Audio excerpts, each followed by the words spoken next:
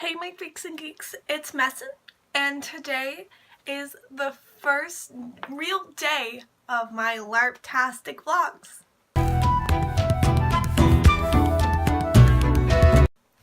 So, I actually had some footage from the game, but when I was editing this video, it became 40 minutes long, and I decided that's a little long for a recap video. Also, I didn't have much footage. I just had me talking in my car for 20 minutes and then me about to drive. So I'm not going to use that footage. It was because my phone was dead all weekend. So I'm going to keep my phone charged this time, not use a draining alarm. And I'll definitely have actual in-game footage next time for this series. So a lot happened. There was a lot to process. This whole weekend was kind of nuts. I made a ton of friends, which was really nice, and it makes me a lot more comfortable playing Hazel. Hazel actually changed a lot over the course. I had designed her to be very bubbly, outgoing, you know, like, yay, hi, nice to meet you, I'm Hazel type of deal. But she actually became very reserved. It kind of developed that she is uncomfortable around people of her own race due to her experience with her parents and her family and such. She's actually a lot more human now because of her exposure to spending time with her human family, which I will go over all this in her backstory. She's actually a lot more shy now too, but she, next event I'm going to play her a lot more outgoing. So I just kind of wanted to give you guys like that little update because I thought it'd be nice. So I'm opening my book here. You can see there was a lot that happened because compared to last event, like, oh look, the writing's pretty big. And then this event, let me flip, it's just jam-packed with stuff. So, let's see where, oh, that wasn't this event. What am I saying? That was a different event. This is all the stuff that happened this event. It's because I left a blank page because I didn't finish the day event. So, the first day, we went to go investigate an aurora borealis forming above a ley line. The thing about this aurora borealis was it was really smushed together over the ley line, so it was really odd and out of place. So we were sent up to go explore it. Also, an update: we are no longer in Thresh Peak as the difficulty ramps up in our game because they decided, a lot of people said the game was too easy, that the difficulty is ramping up. We have moved onto the border, so we're a lot further up, which means a lot more danger, which you guys will definitely hear about. It got hella spooky. So we went up to the ley line and we found some barbarians, and there was a ritual going on. So we were trying to get through to stop the ritual. We didn't stop the ritual in time. Icy stars shot up into the sky and into the borealis, and then it was so cool though, because after that happened, all you could see, because it was pitch black, you just see these glowing blue eyes coming at us, and they hit for like 100 damage. So I got to the front, I ran to the front, and I didn't look back, but it looks so cool following us, even though it was super deadly. It looks so badass, and I wish I had a picture of it or something. Oh god, it looks so cool. So when we get back, we had to take effects because the ritual gave us an area of effect. So some people got double damage from fire, and I think healed from ice.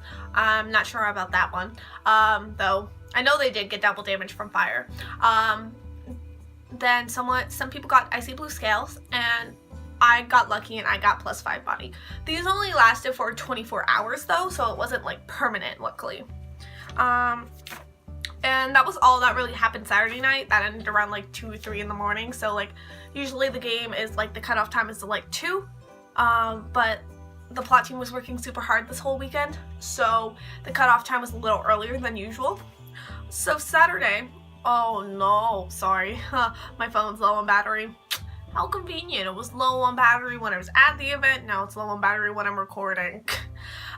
So we found in the morning, we fought some coyotes. That was kind of I call it our wake up mod. So in the morning when we're eating breakfast and stuff, usually we have like a little wake up mod, which is some like smaller enemies with some loot come out and we kill them, and you know, we raid their body and everything and all that kind of jazz.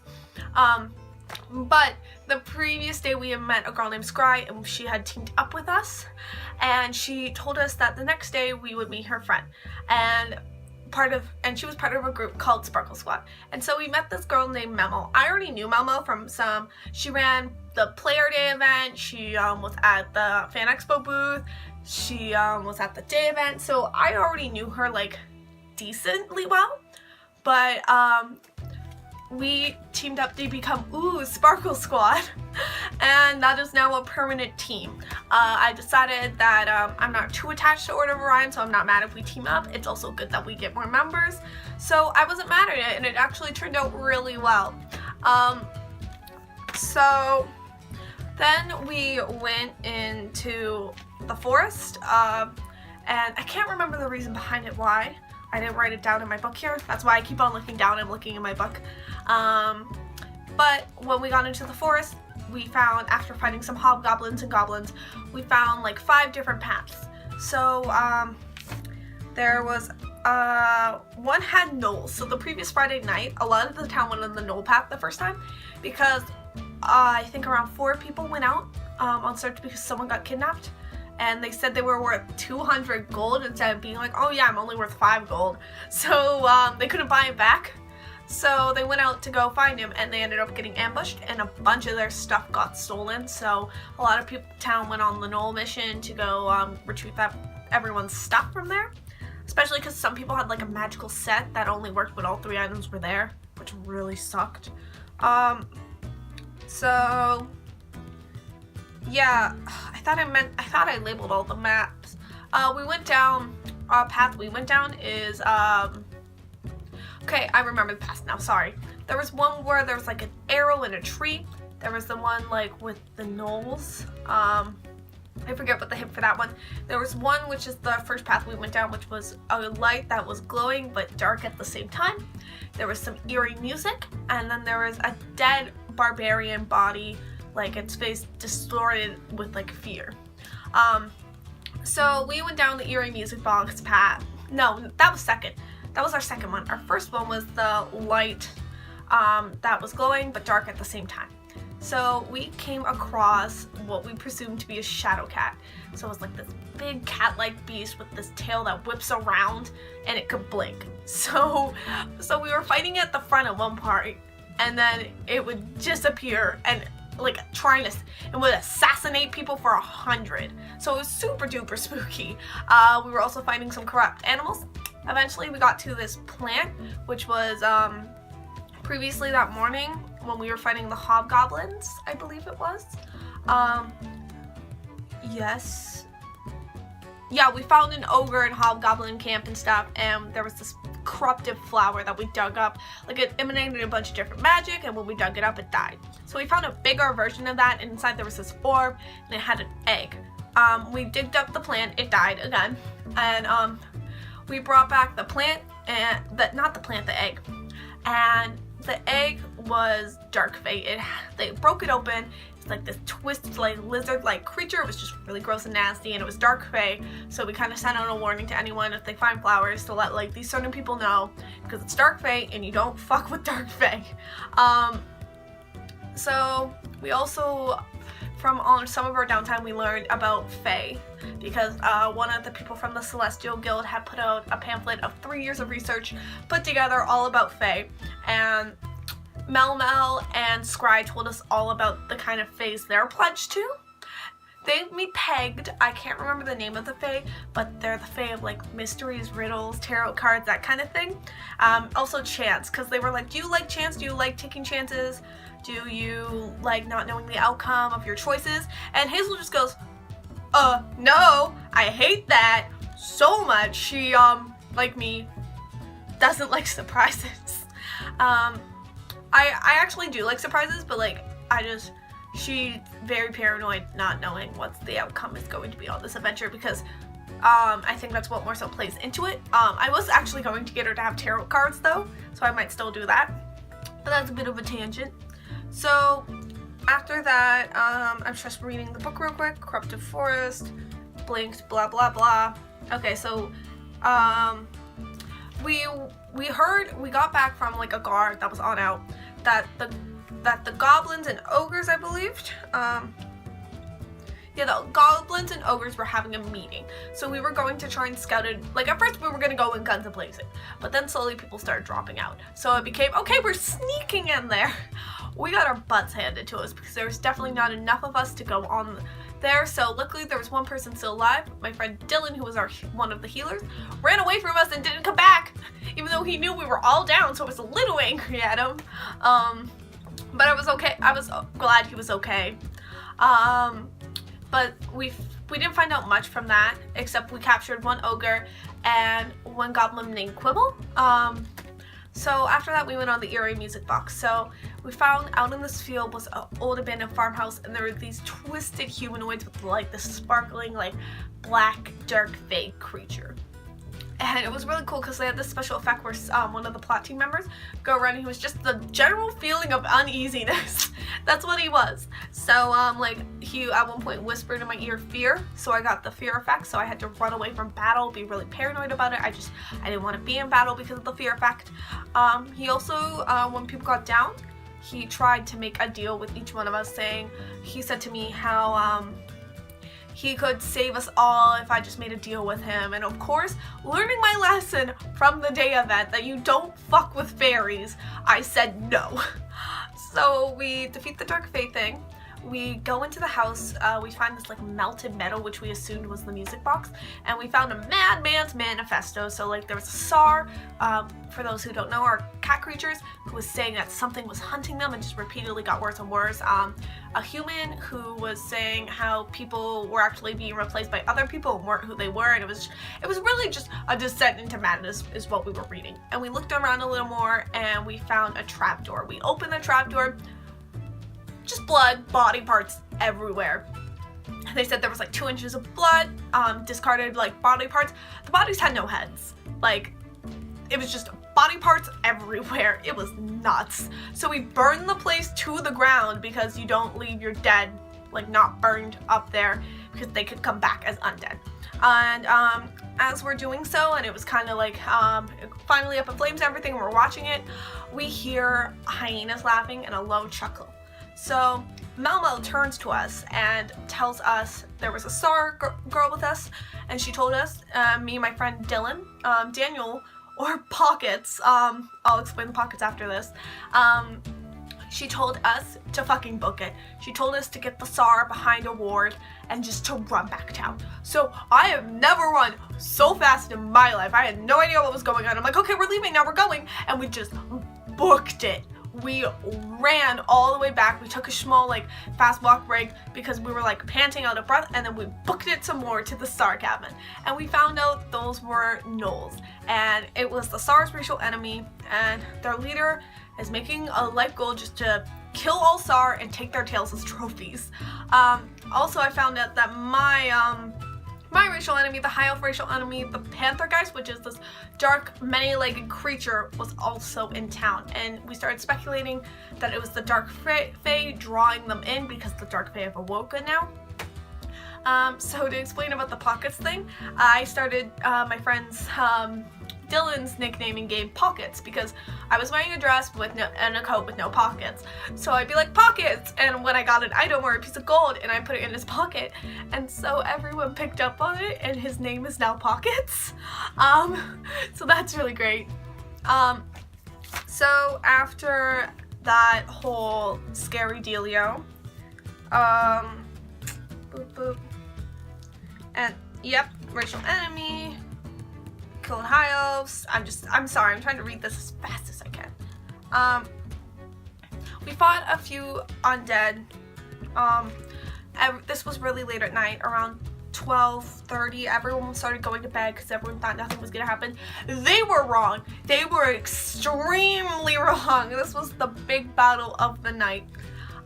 We're in the tavern just chilling. We're expecting something, and this dark fae shows up. It's looking for this girl named Natsumi. It says she had made a deal and she's coming to collect and make Natsumi her slave. Mel tells it to fuck off.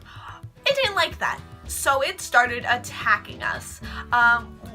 Some of the monsters were enemies where we needed to hit it with our sword and then hit it with some magic. Then it was alternating. But most of the celestial casters, which are our damage casters, went to bed. So we're freaking out. We're trying to find a way out. We're surrounded on all sides. My friend, like Dylan, he ended up going out the back door. Apparently he saw like 4 of them there and went, fuck this, and booked it back to our tent because our tent was warded. But he apparently had a panic attack, and I felt really bad because I couldn't reach him. So Mel told us, because our trailer was right behind the tavern, to get to her trailer, it's warded, she would let us in. And as we're running to her trailer, she gets obliterated, which means she does not get a death count, she does not get a bleed out count, she's immediately dead and has to go resurrect. So now we book it to the Earth Guild, which is on the opposite end of the field. We're freaking out, we're being chased. We're like, let us in. And the dark, I don't know what happened to the Dark Fae. I think after it obliterated Malmo, because Malmo is very close to Natsumi, it told Malmo that it would come collect its debt on Natsumi, or it would kill everyone in town until they weren't standing anymore. So that was the big scare of the night. After that, that was the real last big event. A bit more roleplay. We befriended some barbarians as well, which was really nice, and after game they actually invited us, instead of staying kind of off on our own, we could come in their encampment. They have like a little fire pit by them that they use, so that's really exciting. Then Sunday hit. So for Sunday, it was some undead barbarians and humans, I think, because some of their tongues cut out, and there is like a face-stealing necromancer who basically steals body parts to gain people's racial powers. So that's what they thought that was. And then it was the big mod. So Adraxis, which is a city, was currently under siege. So the goblin I had mentioned earlier, that Memo befriended, Memo told a girl named Sage Blossom, who is like an expert on ley lines, to take, oh, I completely forgot. Before we get into this, on Saturday we also went back to the ley lines. I forgot about this battle because it was actually really forgettable. We just fought some more barbarians and stuff. We went back to where the Aurora Borealis was. I think we killed something, and then we got out. It was really unnoteworthy, but I thought I'd still mention it. But back to the story. So Sage Blossom took him up to Adraxis because that's where Melmo's grove was. And Melmo had some monster friends that she thought he could get along with. Well, Quibble opened up the door to a bunch of fire elementals, orcs, and goblins. So the city was under attack, and we were sent in to try and get people out. So inside, we're going there, we find this encampment with a bunch of humans in cages. It takes 2 minutes to break them out, 1 minute with a lockpick. So I was really off to the side guarding the person named Skittles, who was opening the cages. We eventually get all the cages out, and we head to Adraxis. So Adraxis, it was literally surrounded in a wall of fire. We had 2 pillars on one side, and then there was the wall. So they had shields, we were supposed to hit the shields, and then eventually the wall would drop. But we were also fighting other enemies like flame elementals, flame humanoids at the time. So it wasn't like just hit it and run. Our goal was to get as many people out as possible, but if it got too dangerous for us, we would leave. Because as much as we would love to save everyone, we can't save everyone when we're dead. So we get in, we're fighting, I'm helping fend off the goblins. I got miseried, which means with misery you can't heal. I also got weakness, so I was just there like 1 silver, because it takes you down from 4. With weakness, it takes your swings down -4, and I had 5, so that was awful. And so I helped people kind of make a wall, because once we hit the pillars, the walls drop, and we were supposed to kind of keep away. Oops. My phone's dying again, sorry. Gotta be fast. So we keep away so that people could escape. Went up, hit it again, dropped, got people out, and people were starting to drop too much. We were running low on spells, so we decided to leave. There was a lady, like a court lady in there. We don't know, I forget where she was from specifically, in Sage Blossom. We couldn't get in, as I said, and they didn't come out, so we left. And that's kind of where we left off the mod.